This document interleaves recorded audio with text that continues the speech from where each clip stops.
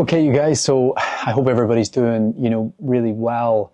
Today I'm joining you from, this is Portugal. It sits in between Vilamoura and Albufeira. It's a lovely place, and given that I flew here just at the end of January, coming into February, we've done really, really well with weather. This is a training video to talk about. At the start of January, I decided not to go to altitude. I wanted to fix a few things, and by fix a few things, I mean get some skills back that I've had previously. And so on simple terms, that would mean if you used to be able to run 100 meters in 15 seconds and now you do it in 18 seconds, well, you want to bring that skill back, right? For me, it was running. It wasn't speed from a go to the track and run as fast as you can perspective, but I felt like by being at altitude quite a lot, of course at altitude it's harder on the body, naturally you can't breathe as well, so you have to slow things down. I felt like I was just getting slower. I might have been getting aerobically stronger, but races are won by who is the fastest from A to B. So today's video is really an update for people that follow the channel, people that want to know how's the process of trying to qualify for the Olympics, how's it going, how has training gone in Portugal. I'll give you a bit of a recap, bit of a summary, why I did some of the things that I did. I've actually done, I think, 7 sessions in the space of 7 days. So a lot of that was double threshold type stuff, and we can talk about that, the why.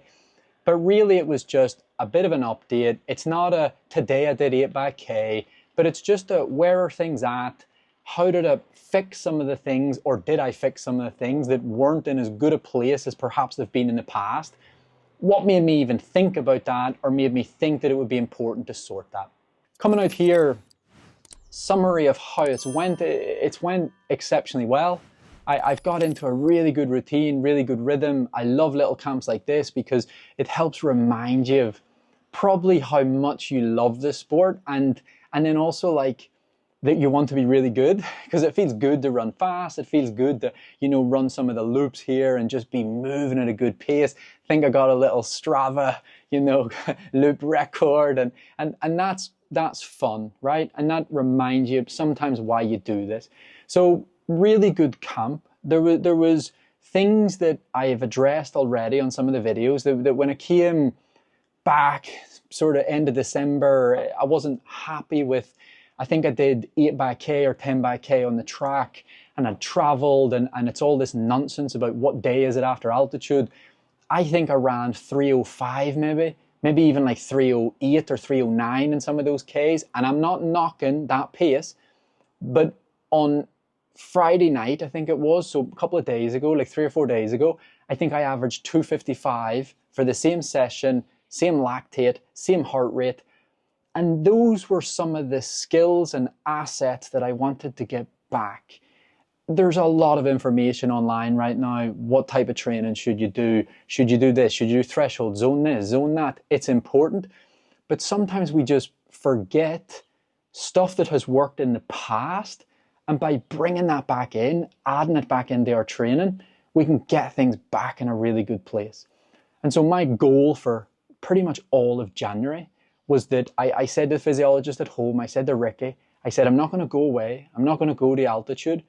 I just want to come back. We were on the track in Belfast. I had done, 10 by K. I had averaged, I think, 3:05. And I said to him, I just want to come back here in 4 weeks' time.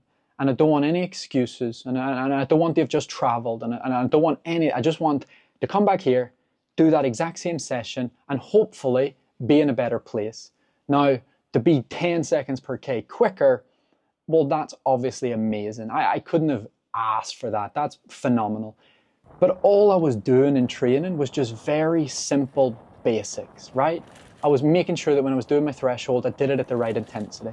I was making sure when I was doing some of those steady runs, I kept them in the right place. I didn't let the heart rate drift. And ultimately, I just got back to doing some training, which did include double thresholds, that I know in the past. I had a look at the training diary. I said, you did some double thresholds back in 2022. And on week 3 or 4, you were able to run 255 per K at this 2 to 3 lactate. And it's like, well, let's do that. Let's do that again and let's see if it gets me back to that same place. And it's the same with some of those longer tempo runs that I was talking about. Even before Dublin, I did a 7-mile tempo run. I know it was at altitude, but I think I averaged like 5:05 per mile, and it didn't feel great. And then it's no wonder on race day, even though I go on average, 5 minutes, I just didn't feel like I was moving well or feeling good. So lately, I made this decision, don't go to altitude, but that meant that almost once a week or once every 2 weeks, I had to go to the park and I had to do a longer sustained tempo at pace. Pace had to come first. The important pace for me is that 4:50 to 5 minutes per mile, or 3 minutes per K to probably 3:07. Sometimes you have to force it a little bit. So that meant that on that given day, I'd go to that loop. I think the most recent one that I did was 5 miles, and I think I averaged 4:50 per mile. It's not threshold. I wouldn't probably dare to check the lactate after it. But if you ever remember when I did a video and I was doing all the ice baths and the saunas, and I kind of had this moment where it was a little light bulb moment, and I realized that a lot of the times when I'm out there and I'm working on the ice bath or I'm working on the sauna and something doesn't quite fit, I fucking make it fit. I push and I shove and I running, not all the time, but sometimes if you want to achieve something and I want to run, 2:08, I want to qualify for this Olympics, it's kind of like I can either run at the right effort, run at the right intensity, and hope that in 5, 6, 8 weeks time, the pace gets to where it needs to get to, or every now and again, once every 10 days, once every 2 weeks, force that pace a little bit. So it's coming from both sides. Sometimes you are going to control that intensity, and I've checked lactates while I'm here in Portugal, and if you're doubling up session days, that's really important. But sometimes you just have to make pace the priority and get the body, the brain, everything used to running at that pace that you're going to have to run at. And I think I've done 3 of those tempos now, maybe 4, I think 3. I've done 3 of those tempos now, and they've got quicker each time. And not only that, when I'm doing them, I'm just feeling better. The first time you go to do something that you haven't done in a while, you're nervous, you're unsure how it's going to go, that's what's creating the nerves.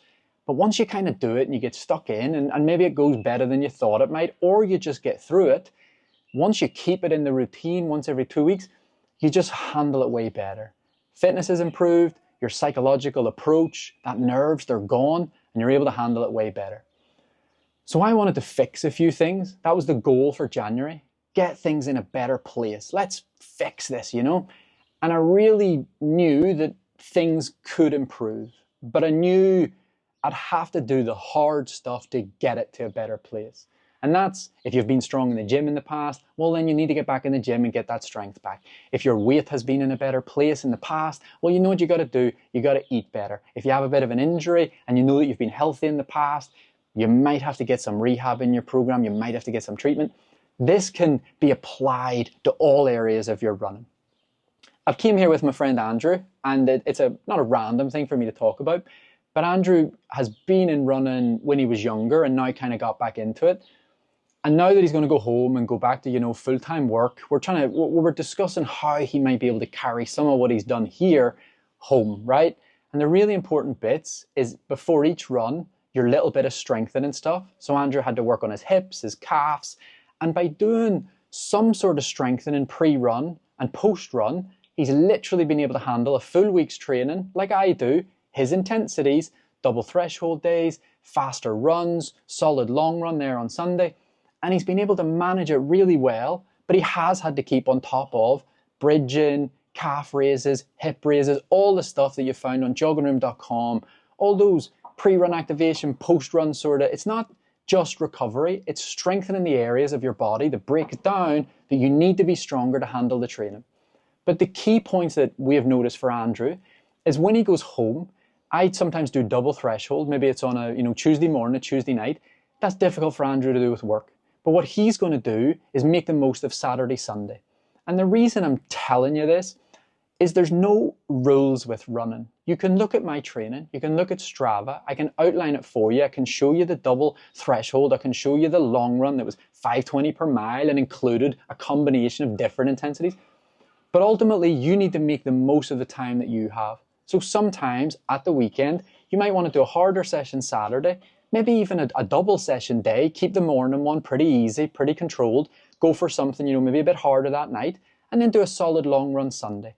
It might not be the traditional approach, but if it starts to get you better results and you respect the fact that you're training a bit harder, so you recover, you eat well, you don't go drinking all weekend, you get your gym stuff done, maybe you book physio or massage, or maybe you just control the intensity, back off a bit, and the injury risk goes down drastically.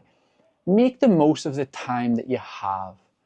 Don't try to train like the elite professionals that have all bloody day, but just make the most of the little moments of time that you have. Or if you get a week off at Easter, or you get time off, for a bank holiday weekend, really bank a good weekend.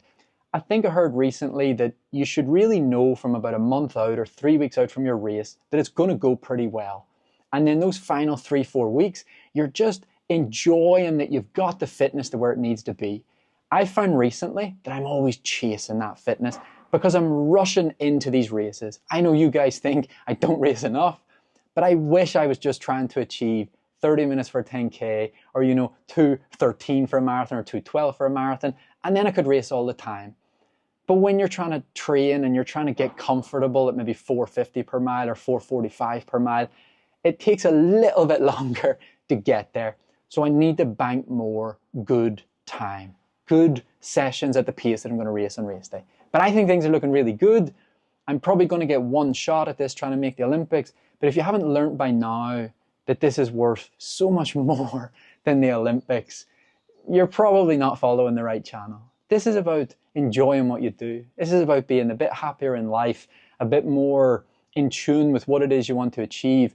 I'm using the Olympics as the next big goal, the next big thing to get excited about. But this is all for me. It's all for the psychology. It's all to just make me feel better in life. So take that on board too. Start doing this for you. Get focused, set big goals, but just remind yourself that this is also really good for that psychology and keeping you in a better place. Do me a favor, like, subscribe. I don't know how often I'm going to keep forgetting to say that at the start, but like, subscribe, do all those lovely things. It all really helps. If you want to check out the running school, you can check out the running school. But thanks so much. There's a little update and take care.